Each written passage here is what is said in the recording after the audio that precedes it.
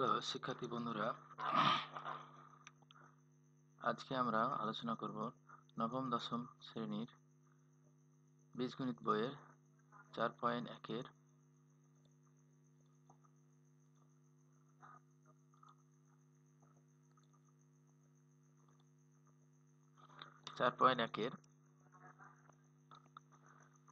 সূচকের অঙ্ক।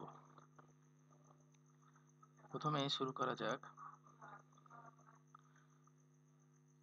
গত পর্বে যেগুলো আলোচনা করেছিলাম সেগুলো যেহেতু অনেকগুলো হয়েছে, সেগুলো আপনারা যারা গত পর্বে আলোচনা না দেখে থাকেন তাহলে দেখে ফেলেন এবং এই টিউটোরিয়ালটি দেখার মনোযোগ সহকারে দেখেন। যদি আপনাদের কাছে খাতা কলম না থাকে তাহলে রেডি হয়ে পড়ুন এবং টিউটোরিয়াল দেখতে থাকুন। আশা করি অঙ্কগুলো আপনাদের সহযোগিতা করবে এবং সূচকের অঙ্ক করার জন্য আপনারা অনুপ্রাণিত হবেন। এবং যদি সূত্রগুলো জানা না থাকে, টিউটোরিয়াল দেখার পূর্বেই সূত্রগুলো মুখস্থ করে ফেলুন। আমরা গত পর্বে প্রায় 5টি সূত্র লিখেছিলাম, সেই সূত্রগুলো একটু ঝটপট মুখস্থ করে রাখুন অথবা মনে রাখার চেষ্টা করুন। তাহলে শুরু করা যাক। আজকে আমরা প্রায় শেষ পথে অঙ্ক করব এবং পরবর্তীতে আমরা সূচক এবং লগারিদমের যে সৃজনশীল প্রশ্ন হবে সেগুলো নিয়ে আলোচনা করব। সেগুলো দেখার জন্য আপনাদের আগাম আহ্বান জানানো হচ্ছে। আজকে আমরা শুরু করছি 4.1-এর 18 নম্বর অঙ্ক। 4.1-এর 18 নম্বর অঙ্ক। এই অঙ্কটা এক বিশেষ ধরনের মান দেওয়া আছে এবং মানগুলো ক্রমান্বয়ে আমি লিখছি এবং সেখান থেকে আমাদের অঙ্ক করতে হবে।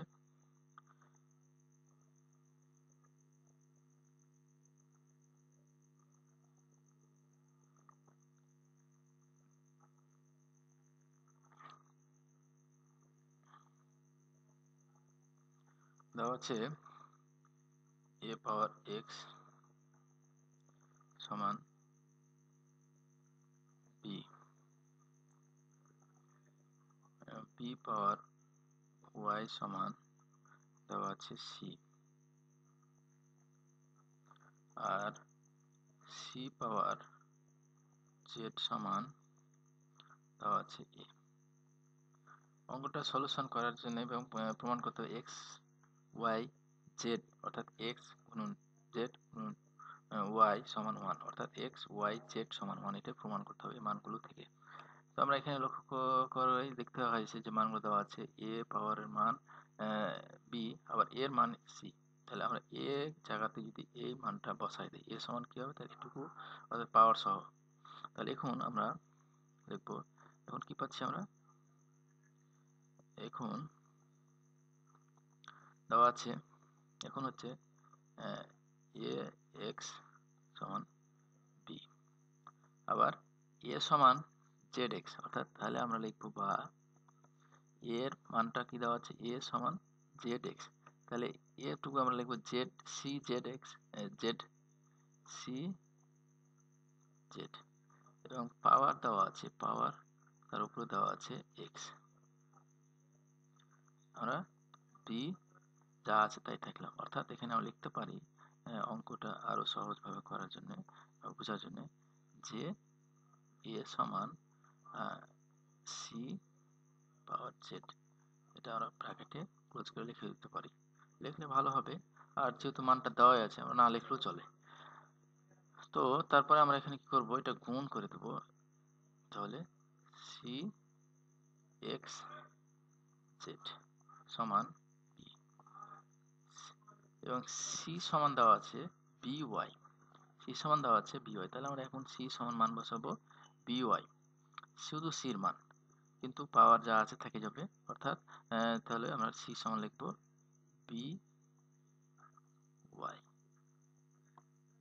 পাওয়ার উপরে আছে x z সমান b। তাহলে এখানে আমরা এই কথাটা এখানেও আগের মতোই লিখতে পারি, যেহেতু কি দেওয়া আছে c সমান by, এই তো। এখন আমরা একাধিক পাওয়ার হলে পাওয়ারগুলো কি হয়, গুণ হয়ে যায়। তাহলে b পাওয়ার x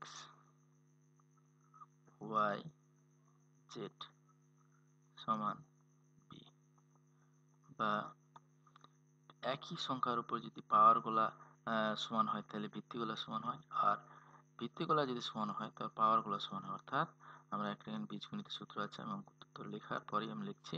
এটা হচ্ছে যে এক্স ওয়াই জেড সমান 1, এটাই প্রমাণ করতে হবে আমাদের। এটা আমাদের প্রমাণ করতে হবে, প্রমাণিত অর্থাৎ প্রুফ। এটা আমাদের দেখানোর কথা বলা ছিল। সূত্রটা কি? যদি আমরা যেটা জানি, যদি পাওয়ারগুলো সমান হয়, অর্থাৎ এ সমান এক্স পাওয়ার এ সমান এক্স পাওয়ার বি হয়, এটা অঙ্কের অংশ না, এটা অঙ্কের অংশ না, অঙ্ক পর্যন্ত হয়ে গেল। এর নিচে যদি এক্স পাওয়ার এ সমান এক্স পাওয়ার বি হয় তাহলে কি হবে? যদি হয় তাহলে কি হবে? এ সমান বি হবে। আর একটা নিয়ম হচ্ছে, যদি এক্স সমান এ পাওয়ার এ এবং ওয়াই সমান এ, অর্থাৎ পাওয়ারগুলো যদি সমান হয় তাহলে কি হবে? ভিত্তিগুলো সমান হবে, অর্থাৎ নিচের সংখ্যাগুলো সমান হবে। অর্থাৎ এটা সমান হলে কি হবে? এক্স সমান ওয়াই হবে। এটা আমাদের লগের অন্যান্য অঙ্কগুলোর সাথে লাগবে, বা এখন আমরা যে অঙ্কটা করবো সেটার ক্ষেত্রে লাগবে। এই সূত্রটা আমাদের লগের যে মানে সূচকের যে অঙ্কগুলো আমরা করেছিলাম সূত্র, সেগুলোর সাথে আপনারা মুখস্থ করে ফেলবেন। অর্থাৎ সহজ কথা হলো, যদি কোনো সংখ্যার পাওয়ারগুলো সমান হলে নিচের যে ভিত্তি থাকে ভিত্তিগুলো সমান হবে, আর যদি ভিত্তিগুলো যদি সমান হয় তাহলে পাওয়ারগুলো সমান হবে। এটা হলো মূল থিম।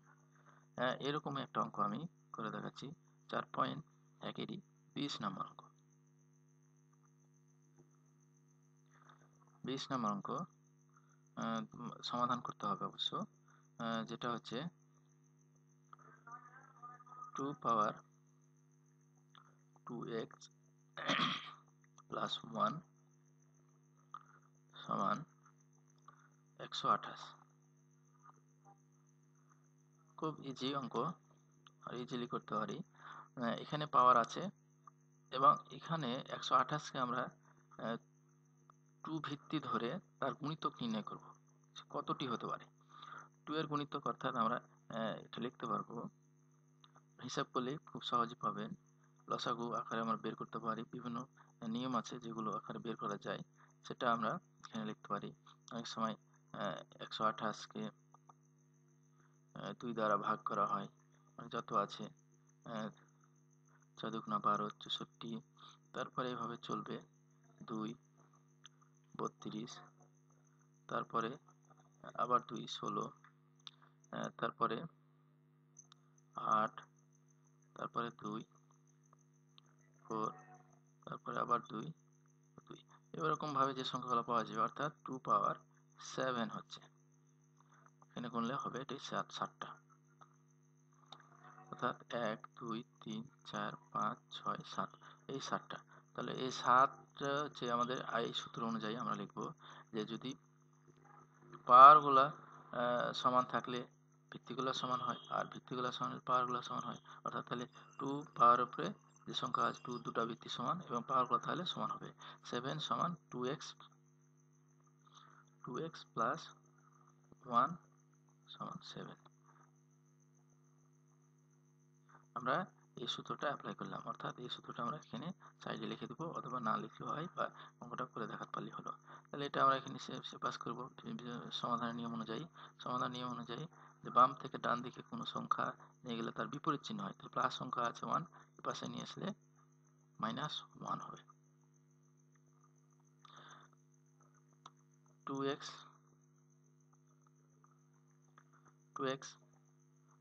7 থেকে 6 বা x সমান, তাহলে আমাদের পাওয়া যাচ্ছে x সমান হচ্ছে 3। এই হচ্ছে আমাদের সলিউশন। তাহলে আমরা এটাই হলো অ্যান্সার, x সমান এটাই অ্যান্সার। আপনাদের ধন্যবাদ আমার টিউটোরিয়াল দেখার জন্য। আশা করি আপনারা সূচকের অঙ্কগুলো মনোযোগ সহকারে করবেন এবং টিউটোরিয়ালগুলো দেখবেন।